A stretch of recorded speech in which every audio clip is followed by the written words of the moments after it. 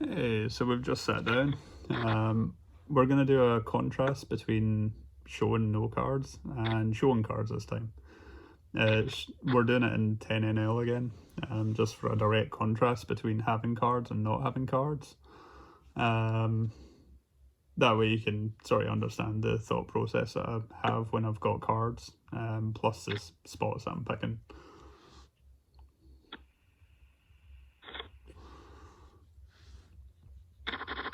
So we're going to open buttons pretty wide. This obviously is just absolutely standard, but just for future we're going to be opening buttons pretty wide. So we get 3-bet here. We can just immediately 4-bet here, I think, some of the time.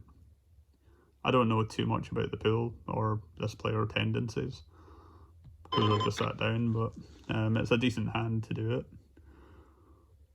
It doesn't play very well in a 3-bet pot, so it's better to either just fold or 4-bet, and I usually err on the side of aggression in these pools because I think they're just a little bit too passive.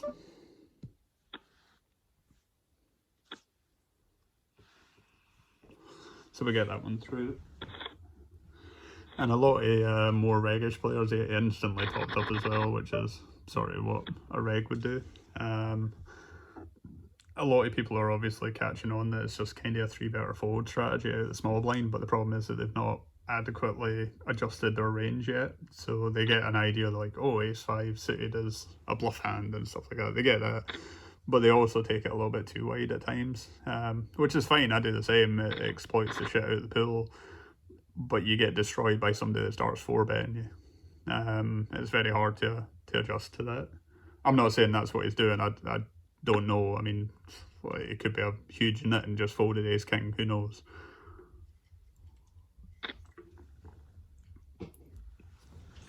But all you can really do is view the pool as sort of a collective and just assume that on average the players are going to follow the pool tendencies. That's why they're in that pool.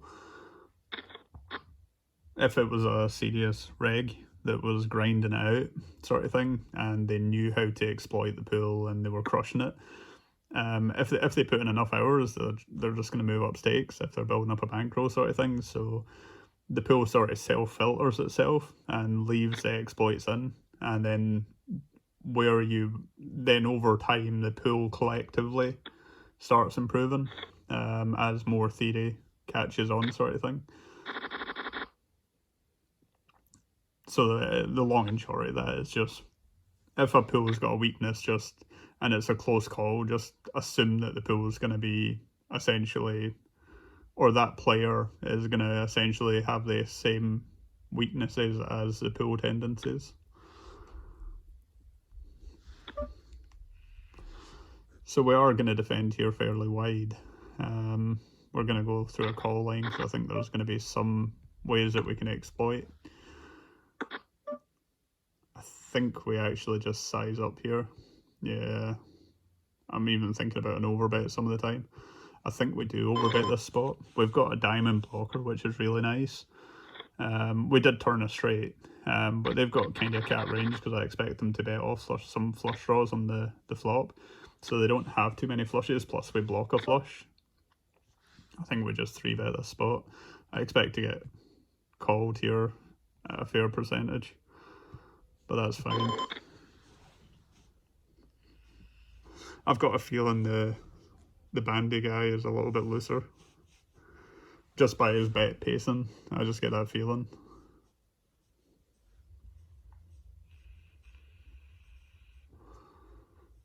But it's a 3-bet squeeze spot, and I don't want to pass it up. In terms of game flow, I expect to get a little bit more action here than usual.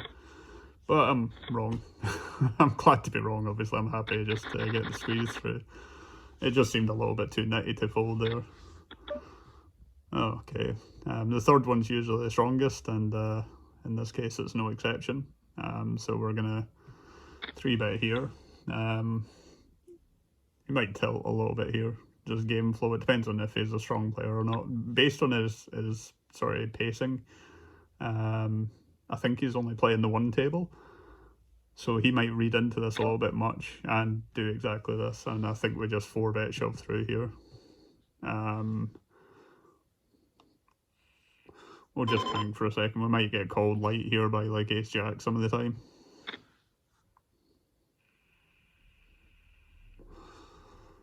I think it's a mistake to just call here in this exact situation. I think just shoving's better.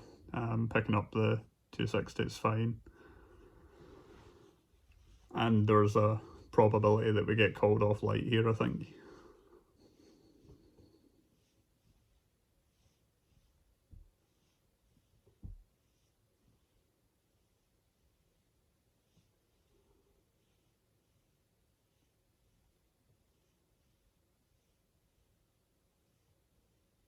He's really time banking it. I think he's Hollywooding here to save face. I think I expected a 4-bet here. I mentioned it before it happened. That's a full tank full, like there's virtually no hands that have that don't know what they're doing there. Like there's virtually no hands. There's like just what's he thinking about if he's got queens there, for example? Is he thinking about the whole 20 hands that he's seen me play and to determine what he's going to do? Has he got a HUD that he's trying to look through stats on me? He's not going to find it. I don't normally play 10 NL that much. Assuming that he only plays this, but I think it's just a full Hollywood. I think he just like 4-bet light there, and then just wanted to make it look just save face or something like that. I think that's what is going through his mind there.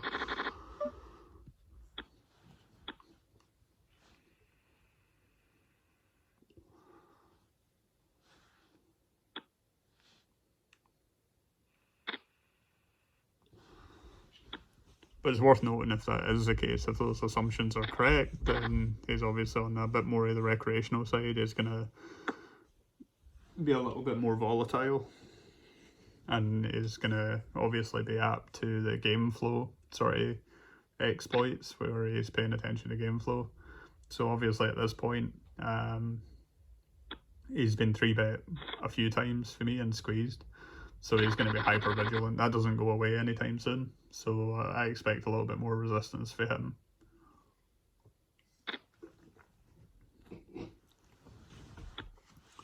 So this guy opens under the gun. Queen 8's a little bit too loose to defend here, given I think that he's on the slightly tighter side, I would imagine. I don't mind. I would defend against cut off and button, sorry, but not against the under the gun. It's just too difficult to play that post. It's just going to be a lot of check folding on the flop. And if he starts barreling off, I don't think it's going to have the correct bluffing frequency.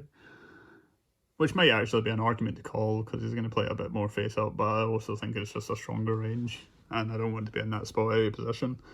So we'll just move on to a different spot. Plus it gathers a little bit of table image that we folded a couple.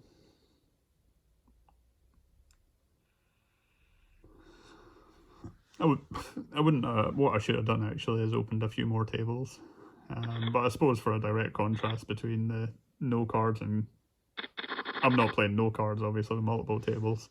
So for a direct contrast between having cards and not having cards, he's been pretty quiet. So we're not going to do anything here. But obviously with Jack 5, we're not doing anything either. As a direct contrast, we'll just single table it. So somebody else has bought in at the top left here with 80 big blinds, not a full stack. It's interesting to note.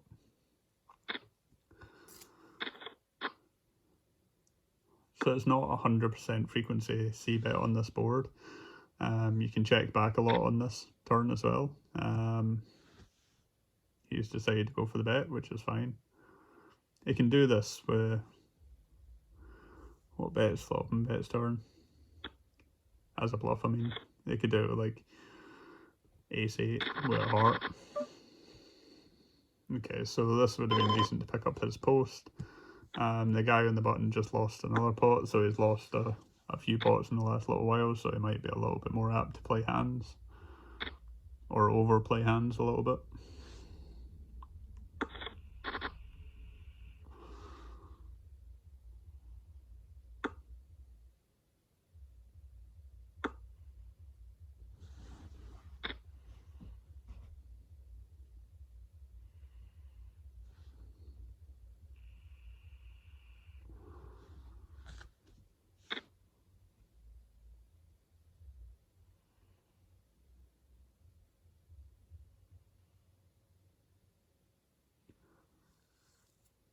So we've got a min bet from the guy that posted. 2 calls. An action turn apparently.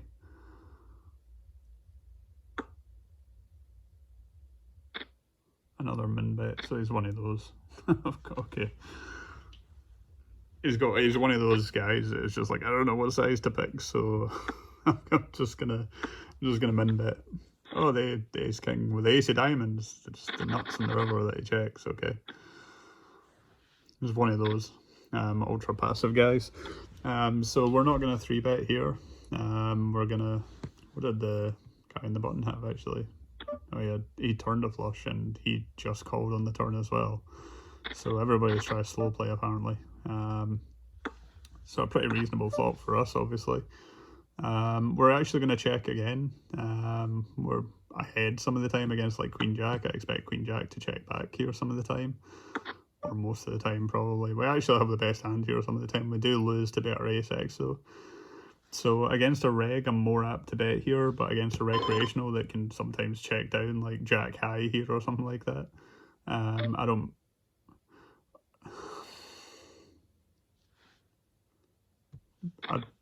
know what. Oh, okay. 2 pair on the flip. That makes sense. I was gonna say I don't know what makes sense there that he doesn't bet at any point up until the river. I suppose 5-6 makes sense. Pocket sixes would make sense, but it's pretty narrow and we're getting a good price, so I don't mind calling there.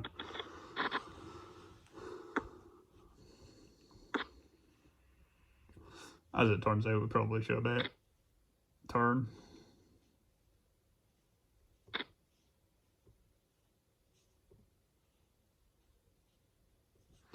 It's worth knowing though, the reason that we don't is just in this particular spot I expect him to bet off a lot of his 6-7 and stuff like that on the flop, as well as his king x. If not on the turn, then I expect him to bet it off on the, again this guy's been a little bit tighter, we might start 3-betting him more aggressively though and seeing how he responds. I expect him to bet off his king high. So a lot of the time we're just good with ace-x there. I don't expect too many bets, and I was going to say a lot of recreationals just check back at like Jack 9 there or something like that, you know, and we just win with ace high.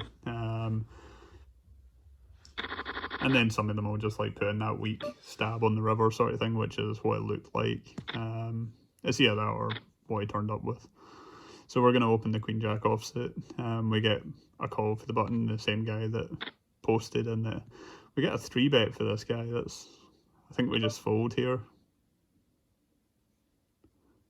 If it's suited, I wouldn't mind taking this spot, but I mean, this guy checked a flush on the turn and checked his 6 all the way down to the river, so he's on the passive side. So if he's on the passive side, I don't want to mess around with that too much. It's probably just a stronger range is all. Okay, so it looks like we're going to get to a showdown here. I'm assuming it's going to be like ace king, king queen or something like that. Or just aces and jack queen offsuit, same hand as I have. Why, dude? Why are you doing that? Like, okay. So the guy who just got stacked is clearly terrible, and he's off the table now, which is a shame. And as we expected, it was a little bit stronger. I mean, it could have just been a lucky guess. It could be a maniac 3-betting everything out of the small blind, but I just don't think it is. So we get a call out the small blind. A lot of the time that's ace-x, like ace-queen and stuff like that, from these kind of players. He's got some suited hands like 7-8 and stuff like that. The big blind can have a lot of hands here. I don't necessarily give him a whole lot of credit. We're going to bet tiny on this. We're going to start putting pressure on the small blind here and see what he does. And the big blind can have suited combinations. Obviously everybody can have a flush here. Once we get a king, I don't think we're ever good here. So I think we're going to leave our options open to bluff the river by betting range small here. And that leaves our options open to bluff rivers.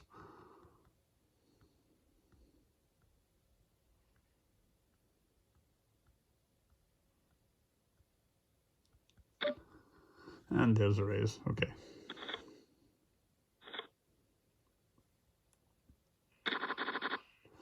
I don't think that's ever a bluff either. I think it's a highly under bluff spot. And I do expect... Okay, so we're defending super wide. I'm just considering whether or not we 3-bet here. In game flow, it might look like we're a little bit tilted 3-betting, so I think we just call here. I don't want too much opposition with this exact hand in a 3-bet pot. We're going to float here and then raise on spades.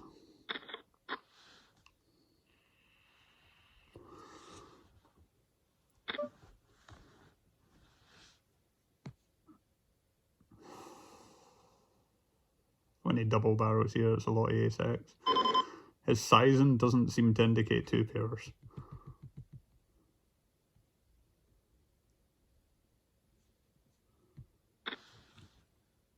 Does he call off ace-x here? On the river, I mean.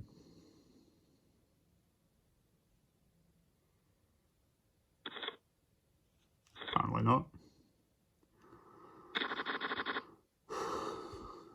Did he actually fold an ace there? It'd be a bit odd if he did. Okay, we're not going to do the queen 8 out of the small blind here. After we've taken a couple of aggressive lines. We're obviously opening ace 9 on the button. We'll 3-bet him as well if he opens. Okay, so this is the... We're going to do 4x because he opened min. Not many people are opening min, so I think he is kind of a... I think he's a reg, but I think he's probably a very weak one. Okay, so we've flopped an ace here. We can range bet here, or we can check back some of the time. I think on this exact one, we're going to check back.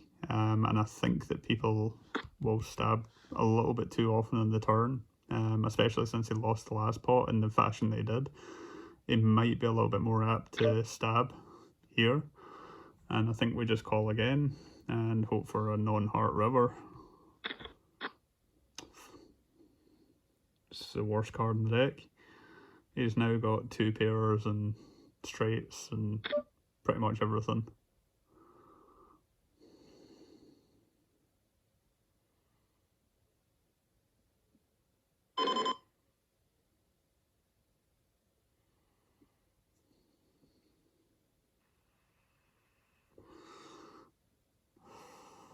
He's also got, what's he got? I think he does bet pocket jacks in the turn. What hands does he have that bets this river for this size?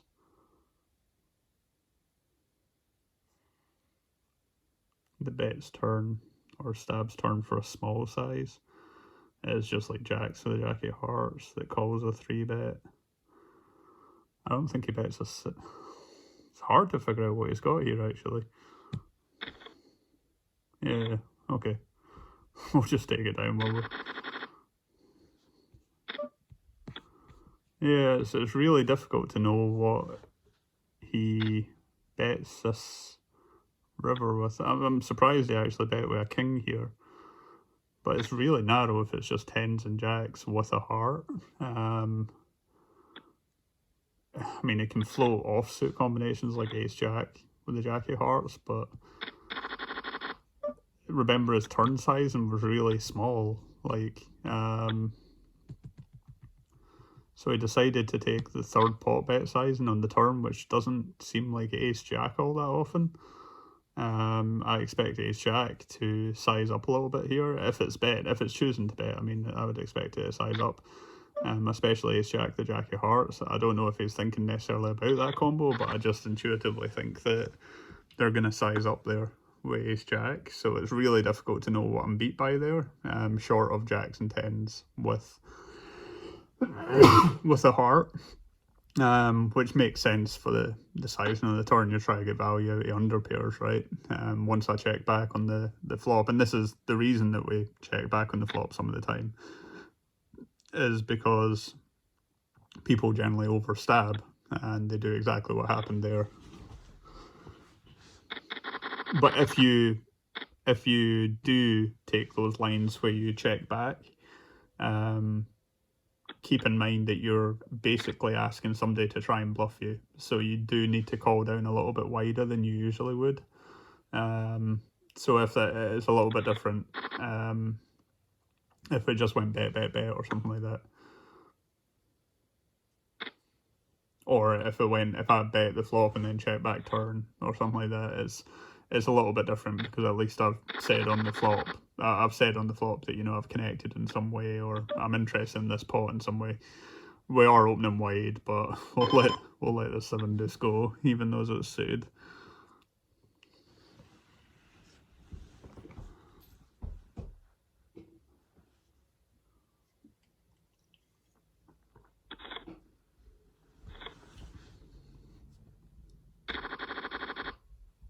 We'll let the 3-10 go.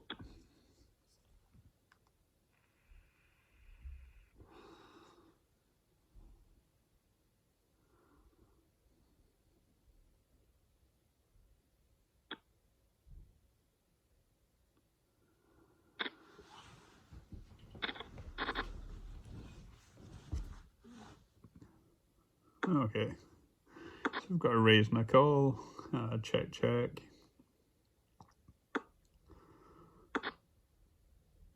Okay, ace high should bet for value here. Not that size though, holy shit. I'm not saying that he had ace high in that spot, I don't think he did, because people don't bet ace high for value there. But you should. Like, it's a spot once it goes check and everyone's counterfeit, that you can just bet ace high and get called by king and queen high some of the time. Or a lot of the time, rather. And obviously other ace high has to call for a chop.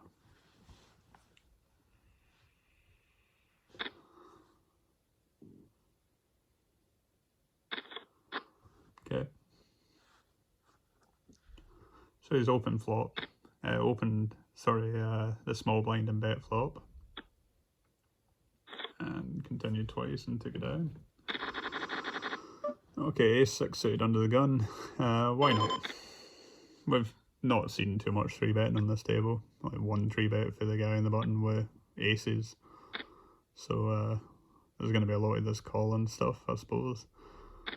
And as I say that, we get a fairly chunky 3-bet coming through it. It's a good size.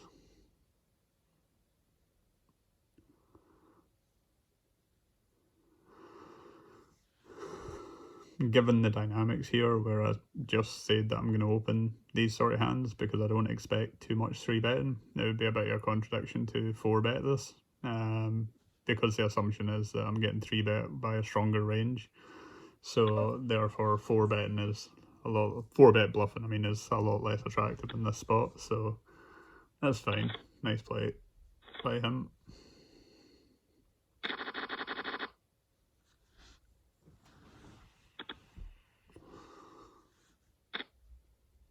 Okay. A snap call from the button. No consideration of 3-betting. And that guy's been opening fairly wide. The problem is that I've shown a lot of aggression, and there was just a squeeze, so 2 squeezes in a row. The bandy backs might not be able to handle it. Oh my god, I can't help myself. Okay. We're going big here. We can't help ourselves, it's just the button snap calls that raise. Wow, and he snap calls there. What's he got, like 9s? An interesting flop. We do have a 7. I think that he jams 9s quite frequently here, if we bet. Kinda awkward if he's got 9s now, isn't it? I think we just get rid of the ace queen then. Yeah. Once he checks back flop that quickly as well. I think he's got huge timing tells. Like, once he didn't even consider betting the flop, so I think his chance of having overpairs drastically diminishes. The reason I don't bet flop there is just it seemed a little bit volatile where I didn't actually expect him to call all that frequently pre-flop. When he just snap calls the initial open and then just basically snap called the 3-bet squeeze. Like his range could be like ace jack, ace queen, pocket nines, pocket eight, something that should have probably 3-bet their sell but didn't, and then feels like they have to continue to the 3-bet.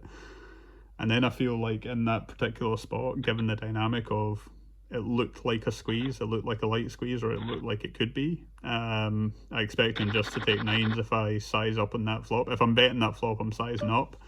So I would expect him just to take the nines and rip it in my eye and say, if you've got it, you've got it. So I didn't want to do that when I can take a sort of a less volatile line of just seeing what he does and expecting him to play face up. When he snap checks back, I just expect it to be like ace queen, ace jack, that sort of part of his range. Maybe queen jack suited or something like that. I don't think it's going to ever be able to. I don't think it's ever going to be able to continue to that size on the turn, even if it doesn't make a huge amount of sense. Like, I can still have aces that check that flop some of the time. We're going to continue with the opens. We have obviously been on the more aggressive side at this point, which is fine. Okay, we're just going to range bet this flop.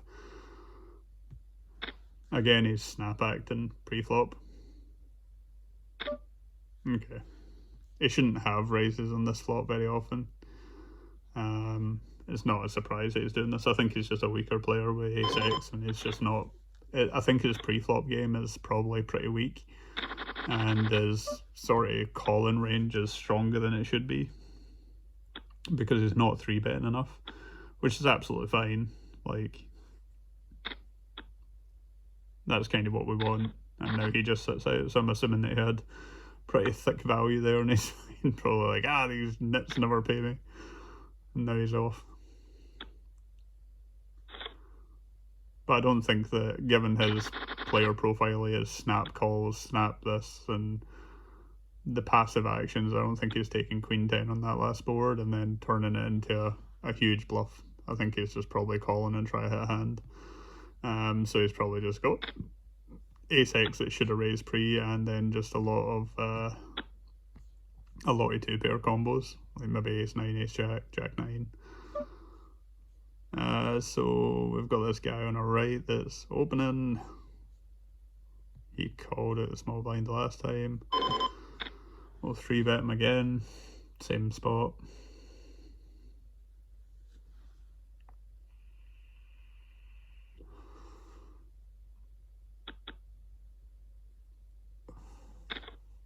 And he calls this time.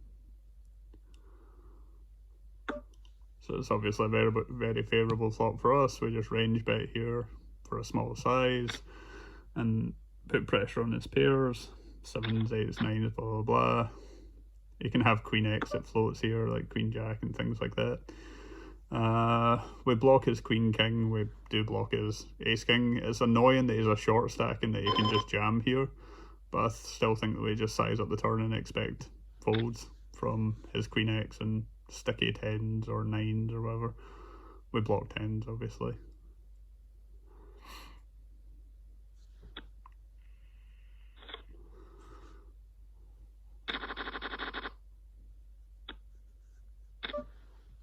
Okay, we'll leave him alone in this one, mainly because we've got jack 7 offsuit. Oh jeez, I just noticed the length of this video, we're on 29 minutes. Okay, so I'll wrap this up. Right, we'll play one more. Aces, come on, aces. We have had kings though, so I can't complain.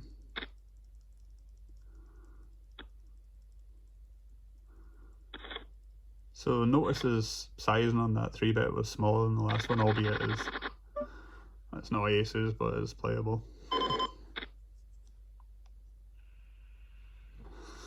So obviously a standard open here. See how this develops.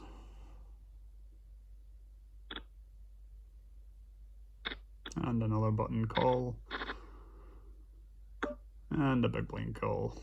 So this is a spot that I'm going to be checking fairly frequently. As I said, you should check more often out of position versus the button. They've got a more condensed range, albeit I'm under the gun, so do I. I don't have to check this spot when everybody checks back. I'm actually going to... Nobody expects me to check a queen, that's the problem. If this is 2 regs, I can actually rep a queen here fairly frequently. Against these players, not so much. Okay, so this is the same guy that checked back a flush previously. I think we just fold here. There's not much to be said. I think he can still have 9-10 and stuff like that. I think he can have some queen x that checks back. So we're not going to bother. He's just potting it as well, which is a little bit weird given his player profile. I mean, it could just be his thing when everybody checks twice, he just fires. So we've squeezed this spot twice. I think we just take the flop on this one. We should have ended by now. We've got a decent hand just to peel, so a reasonable good flop. So obviously going to go check, and we'll see if he continues. Given his player profile, he doesn't continue all that frequently. I think that the jack will turn him some equity. So this is awkward when he leads here on the turn, or when he bets on the turn. Like, we can't fold yet, but it's weird. If he checks, I was going to bet, because I think that the jack turns him some equity, like queen x and stuff like that, fairly frequently. It's annoying if he just, like, bet a jack here on the turn. And then he pots it. Again, it's an underbluff spot after I call here, because, yeah.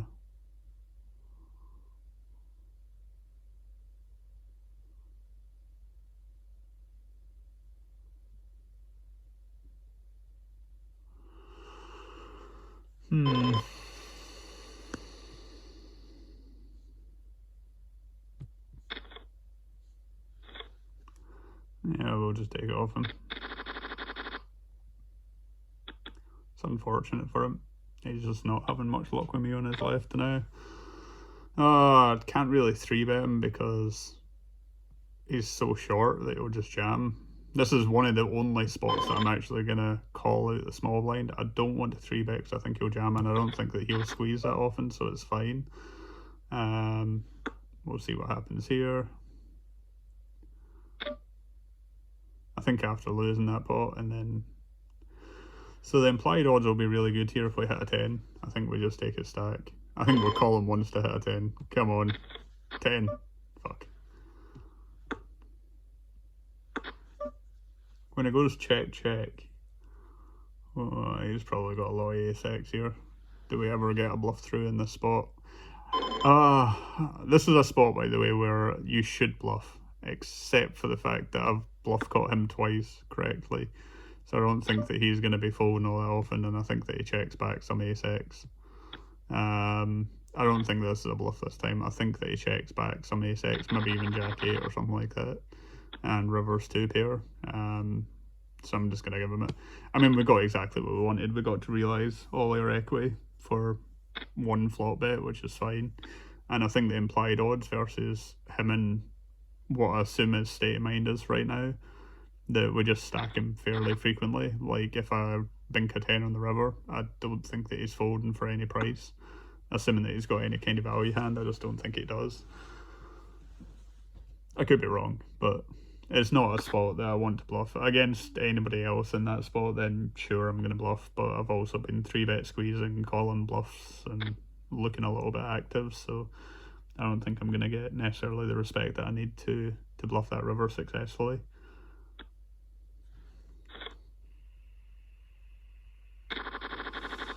Right, very last one. I'm pressing the sit out next hand button. I'm kind of hoping he doesn't open off a short stack, because I'd want to 3-bet here.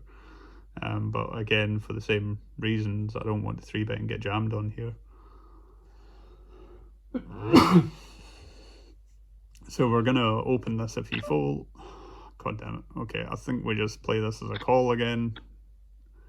Notice how difficult it is to win in call lines. We get squeezed by him.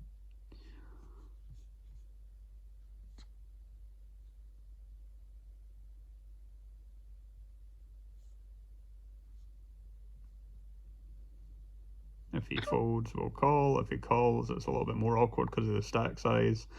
Because of the stack size, though, they're all forced to play a little bit more face up.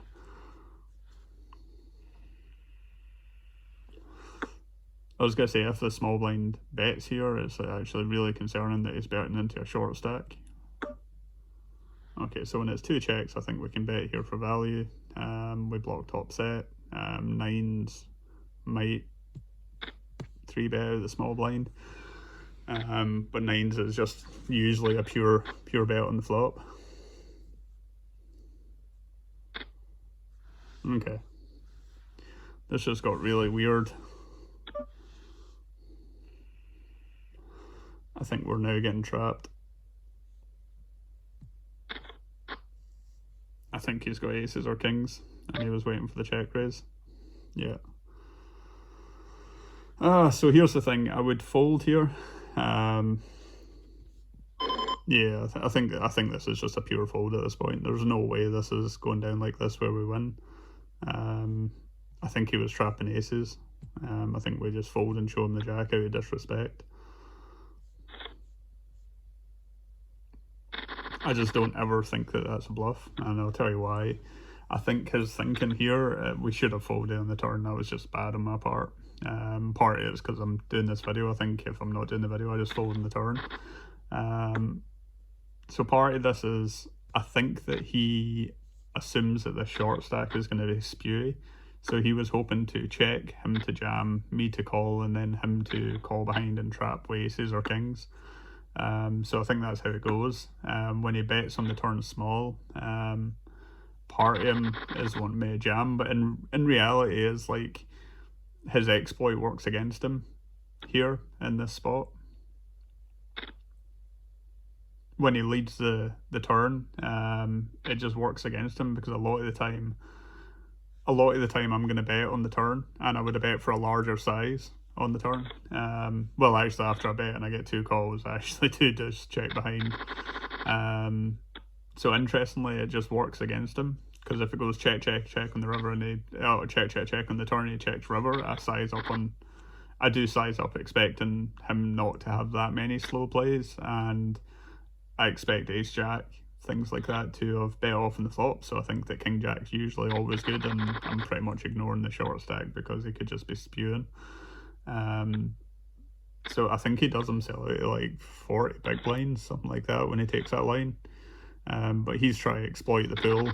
It's not going to work out. But anyway, that's with cards, a little bit of a longer video.